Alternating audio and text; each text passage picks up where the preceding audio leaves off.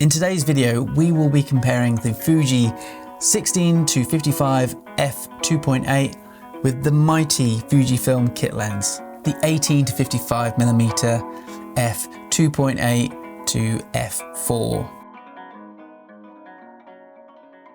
Now, like in a previous video where I compared the Sigma 18-35 with the Fuji f2.8, we are going to be doing these same comparisons and try to help you make the right decision when purchasing one of these lenses. And if not purchasing, maybe just what you should take on a trip or for client, corporate, commercial work. So the first thing I want to go over with these two lenses is the price. Now, if you opt for the Fujifilm 16-55, you are going to set yourself back almost £1,000. This comes in at 980 USD on average on the internet if you buy this new. I bought this secondhand for around 600. So shop around and see what you can find out there. However, with the Fujifilm kit lens, you can pick this up brand new for $551. I found that price on Amazon, but I'm sure you can find a cheaper version online, on eBay, or any other kind of camera outlet. Just make sure you buy from someone reputable. Now, there is a huge difference in weight with these two cameras. There is no debate that this f2.8 Fuji lens is heavy and it's big. This comes in at 657 grams, whereas the Fuji kit lens is only 330 grams. So this is almost double the weight, which is like 2 of these. When it comes to build quality, they both have a lovely metal build. Both zooms extend externally, which could be a problem, but only one is weather sealed, and that is the Fuji 16-55 f2.8. The kit lens is not weather sealed, so definitely something to note there.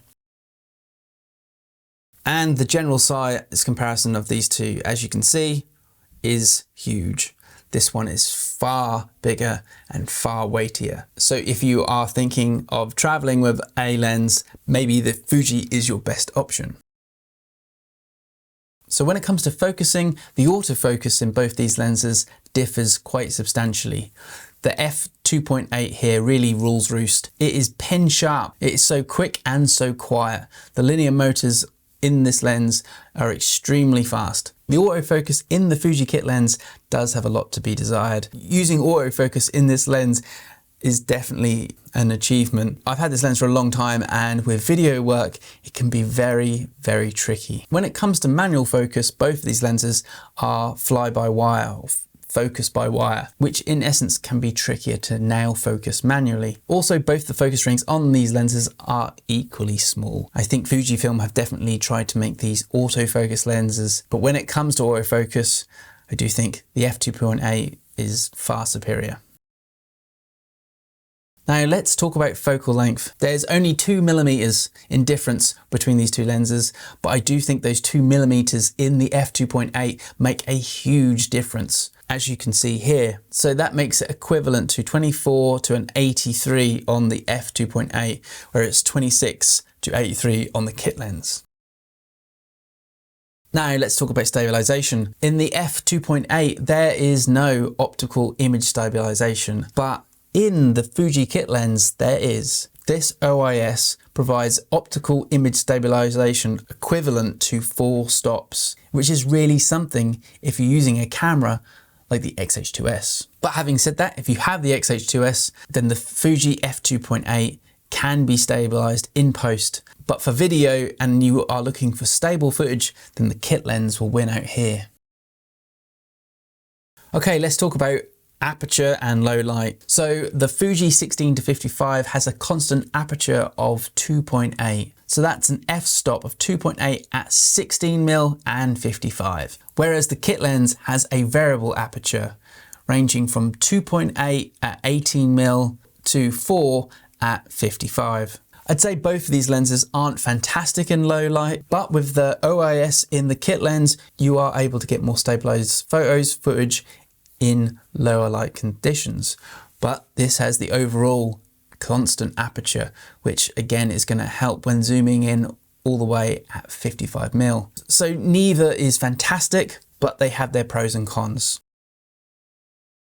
Now let's talk about the important stuff. Let's talk about photography. So they call the f2.8 a bag of primes, and it is definitely one of the best lenses I have ever shot with for photography. The image is so sharp. It is a red label Fujifilm lens, which means at the time of making this, they put everything they had under this hood.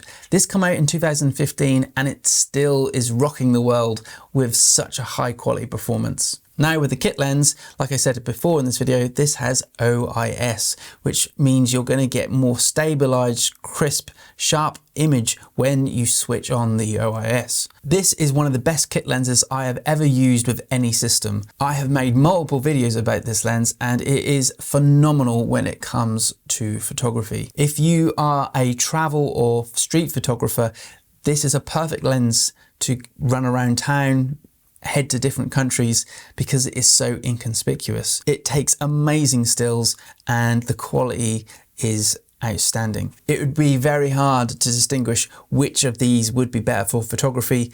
I think it has to come down to who you are as a photographer. If you are a landscape photographer, I would say maybe the 16 to 55 would be your choice, because you've got the wider focal length and it is weather sealed for wet and rainy conditions.